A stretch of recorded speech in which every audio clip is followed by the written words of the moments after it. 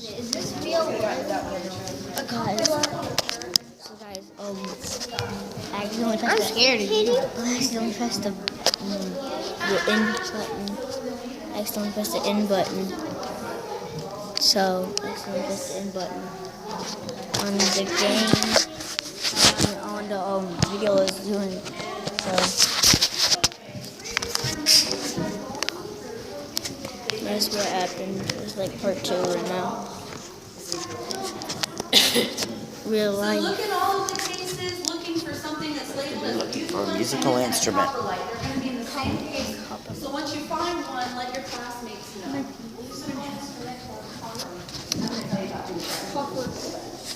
Cannot see. A musical instrument. So you got to read to find these. I can't read that good. You found it? All right, somebody found it over here, guys. Brett found it. And Found it? let's see. So which number? This shell right there. Excuse me. Which one is listed as a musical instrument? Where do you see it? Does it say that? Nope, number 14 is not listed as a musical instrument, so keep looking. There's going to be something that's labeled as a Back to that. musical instrument. Hi, Xander. Hi. Oh, goodness.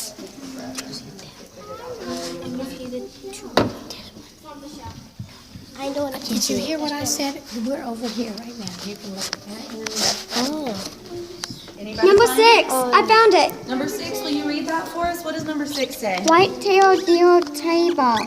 White-tailed deer. So they took a bone of a deer, and what they did is they made little etch marks in the deer bone, and they take a stick and they run it back and forth, and it makes a little sound back and forth. So see, this is number 6. It's labeled. Everybody take a few seconds in line if you want to see it. But in the same case now, there's something called a coprolite. And it's number 22. So it's this one right here. I want you guys to take a look at that and be honest with me. What do you think that that looks like? I can't see anything. A coprolite is fossilized poop. So that is a piece of human poop that we have in our nice museum. I'm scared. Have a seat right here in the Have a seat. Make sure you Excuse me. all the way around. Over here. Oh. Over here. I'm gonna have to do what I do all. It's poop, it's fishy. Okay.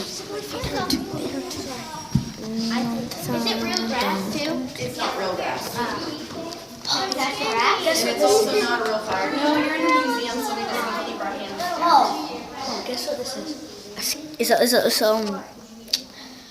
tripod. ahead and pull in. Is this everybody? It's a deer. It's a deer I want to start out on this side. So do you remember I told you we sent friends to New York to have replications made? You remember the chief in the chief's house, Chief Taylor? This is his granddaughter Gabby and his wife, and they're standing for these. They were modeling for these replicas, but they are showing you a different time period. So the chief was how long ago? Do you remember? 700. Somebody said it. 700. Now they're showing you 1,200 years ago. And what they're doing is they're showing you how a shell midden is made. Can you say shell midden?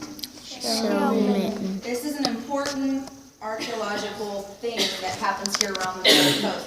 So what a shell midden is people back then were pretty nomadic, meaning they moved around a lot, and they did all the same things they did at Bottle Creek. They could hunt, they could forage, they could fish, but they could also collect oyster shells. Now oysters have a season every year, and the natives knew when the oysters would be in season, and they knew exactly where they could find them in a large amount.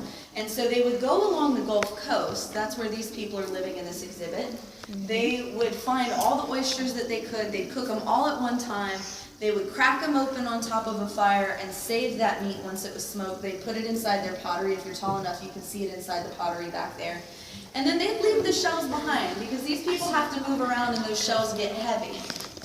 Now fast forward to today, I want you to look on this side of the room. This is an archaeologist named Sarah, and she's found a shell midden.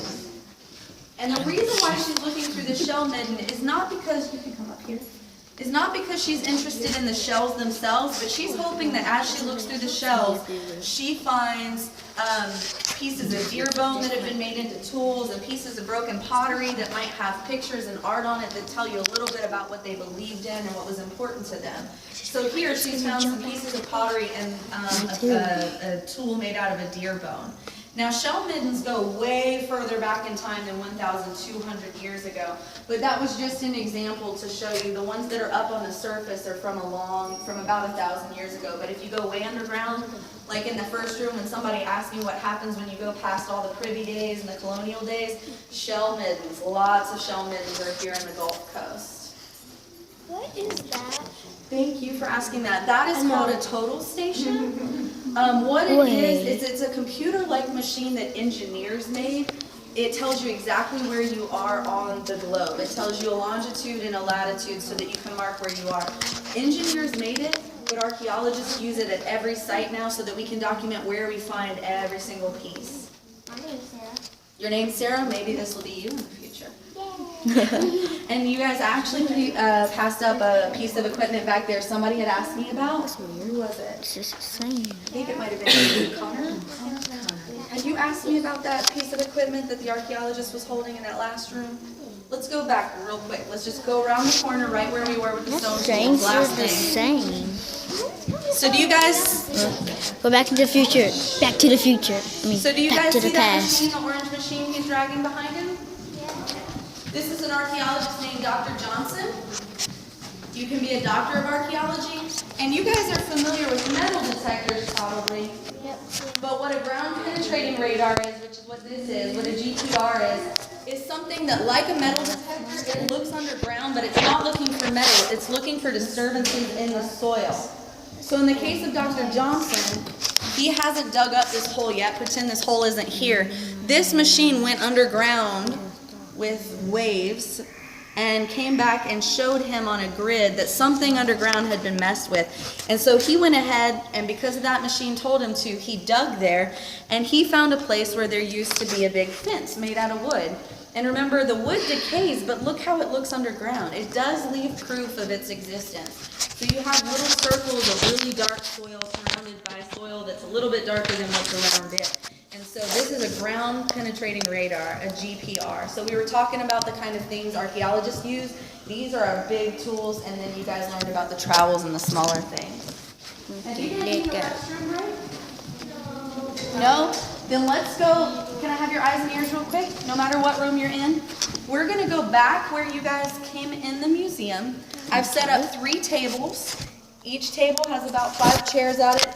I want you to go have a seat. I do not want anyone to touch what's on the table just yet. Nod your head if you understand. So let's immediately go have a seat. Well, they did. And you guys can. Flying around with a paper gun. Flying around with a paper airplane. Oh, Connor, where should we sit? Over here.